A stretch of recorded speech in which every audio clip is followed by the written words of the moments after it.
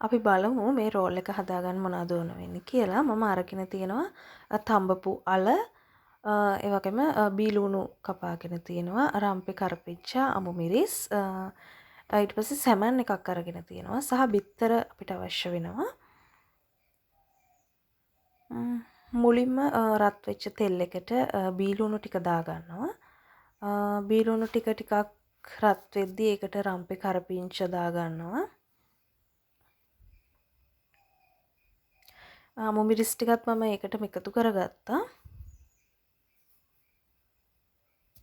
ඊට පස්සේ අපිට අවශ්‍ය ප්‍රමාණයට ලුණු, කහ කුඩු සහ ගම්මිරිස් තමයි මම දාගත්තේ. ඒක ඔයගොල්ලන්ට අවශ්‍ය ප්‍රමාණයට දාගන්න පුළුවන්.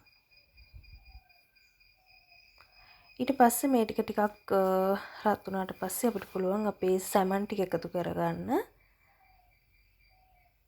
මේ විදිහට හදාගත්තට පස්සේ ඔන්න දැන් මම අල ටිකත් එකතු කරගත්තා. ඊට පස්සේ අපිට පුළුවන් රසානුව කෑලි මිරිස් එකතු කරගන්න. දැන් අපි මේක තියලා අපි පිටි මිශ්‍රණය හදාගමු. පාන් පිටි අවශ්‍ය ප්‍රමාණයට අරගෙන අපිට පුළුවන් කහ කුඩු, ලුණු එකතු කරගන්න. ඊට පස්සේ අපිට තියෙන්නේ අවශ්‍ය ප්‍රමාණයට වතුර දාලා මේක හරි පදමට එන විදියට මේ ඩෝ එක අනා ගන්න. මෙන්න මේ විදිහට තමයි මම ඩෝ එක හදාගත්තේ. ඊට පස්සේ අපිට තියෙන්නේ මේක හොඳට තුනී කරලා පේස්ට් එක තියලා රෝල් එක හදාගන්න. මේ විදිහට තමයි මම පේස්ට් එක තියාගන්නේ. මම කලින් අර තඹගත්තු බිත්තර තියාගත්තා.